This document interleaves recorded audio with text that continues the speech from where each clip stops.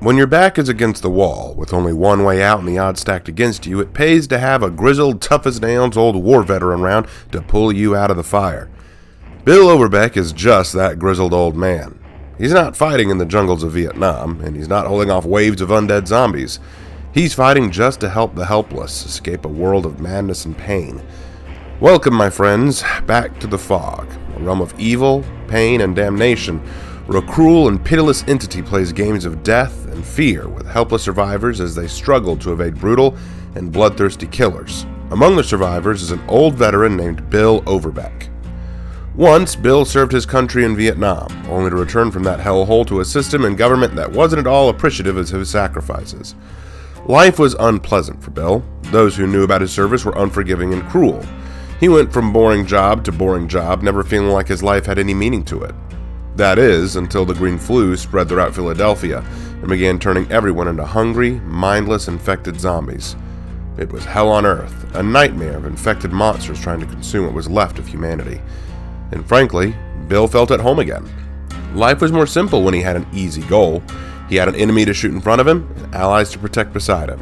Zoe, Lewis, and Francis. They weren't much to look at. In fact, they were probably the most ridiculous group of ragtags that anyone ever seen. And yet they were family, or as close to it as you can get. Together they fought through a dead city in an attempt to escape to a safe place where they could finally know some peace. But the infected were hot on their trail, and there was only one truth they all knew. Someone had to make a sacrifice and buy time. Bill made that choice. Helping people, doing what was right, killing the monsters in the shadows trying to take everything from you. That is something he understood. And damn it, he died doing it. He won, too. He sacrificed his life to save his fellow survivors and was left for dead.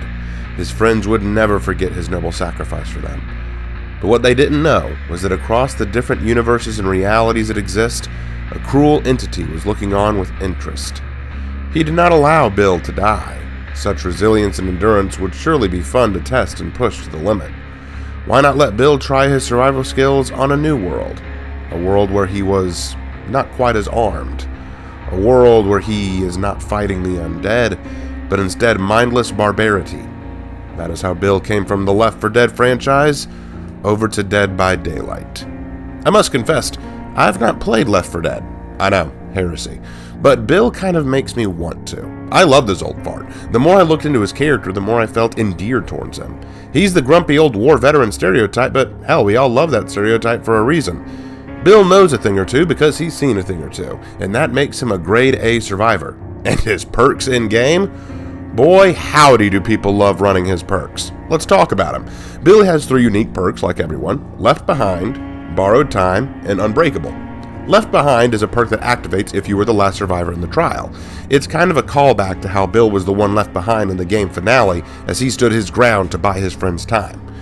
However, most survivors don't use it for that noble a reason. Actually, most use it when the killer has killed the other survivors or when the other survivors have escaped so they can rub their win in the killer's face one more time.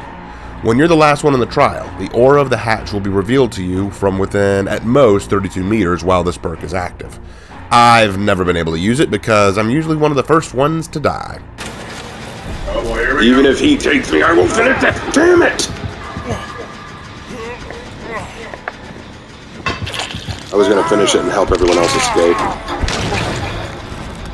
Now, Borrowed Time is probably the most popular of his perks. When you rescue a survivor from the hook, you and the survivor you saved have a maximum of 10 seconds added to your endurance. Endurance is a status effect that allows you to take an enemy blow and essentially ignore it. In other words, if a survivor is unhooked and then immediately hit by the killer, it won't down them. They will simply suffer from deep wound until healed. This perk is the favorite of many survivors as it allows you to quickly and safely unhook a survivor while the killer is nearby and know that the killer won't be able to down them after saving them. Pretty solid, right? And his last one is Unbreakable. Once per trial, you can fully recover from the dying state and make a run for it. I've only been able to use this once on a slugging camping ghost face. It didn't really help, but I still got the chance to do it, so, there is that.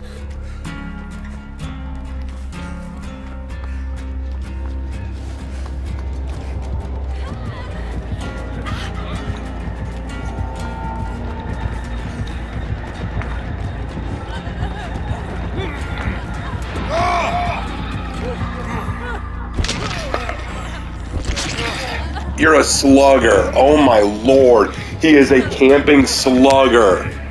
That's adorable. Hence the reason I hate,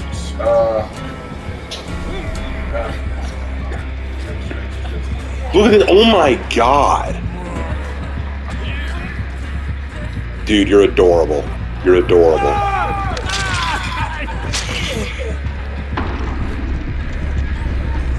Well, bye.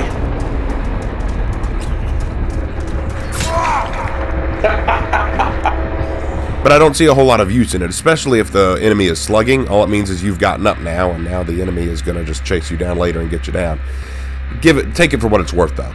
The thing that I like the most about Bill Overbeck is not only the fact that he comes from a licensed game. I mean, it doesn't really matter. I haven't played the game, so I can't appreciate it as much as people who have. But I really do like that we actually have a veteran, someone who has been in action, been in combat. And I think it's really interesting that his character, at least in his own franchise, felt more at home in a zombie apocalypse than he did in normal everyday life. He's someone who became so used to violence and combat and keeping people alive that he's just grown used to it. But this is a world that is not like the zombie apocalypse. He isn't really fighting back per se. He's just trying to help everyone he can. And I think the reason the entity chose him to be a survivor was because, you know, he's the kind of person who will never back down from a challenge. He looks at the evil, ugly hellhole that he came from and said, you know what? I spit in your face. I raise the middle finger to you, sir. And the entity kind of felt like, let's test that. Let's see how far you can go. Because the entity is not powered by death, but powered by fear and hopelessness. He wants to break these survivors. He wants to see how far they go before they break under the weight of constantly being hunted, beaten, tortured, and killed. He wants to punish them as long as he possibly can, and he wants to see if he can actually break Bill Overbeck. Well, he'll have a time doing it, because Bill is one tough son of a bitch. But before we close, there is one thing that kind of surprised me about this. Throughout the story of Dead by Daylight so far, all the survivors have come from our world. You know, we could see them existing in our reality. But Bill's reality is a zombie apocalypse, one that we know is separate from all the other survivor realities. This implies that the entity's reach can extend into the multiverse, into multiple realities, multiple worlds, multiple concepts. That means that the entity can draw from wherever the heck he feels like. It doesn't have to be our world. It doesn't have to be a place we fully recognize. It can be something that we're totally not used to, which bears in mind the real reach of the entity. What is the entity? I need to do a whole video on this at some point. He's some kind of eldritch monster, obviously. Something straight out of H.P. Lovecraft, I'm willing to bet. Or maybe he's one of the chaos gods of Warhammer. Who knows? Whatever he is, though, the fact that he could draw from multiple different realities to create his world is terrifying. But in a good way. It means that the expanse of Dead by Daylight is almost never ending. As long as the entity can find new realities to pull his victims and killers from, there's no telling what he could do. But that's part of the fun. I thank you for joining me in this trip through the fog, and I will see you in my next video. Take care. I bailed.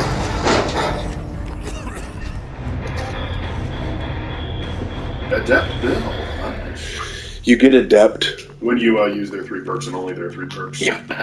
But you have to escape in order for it to work.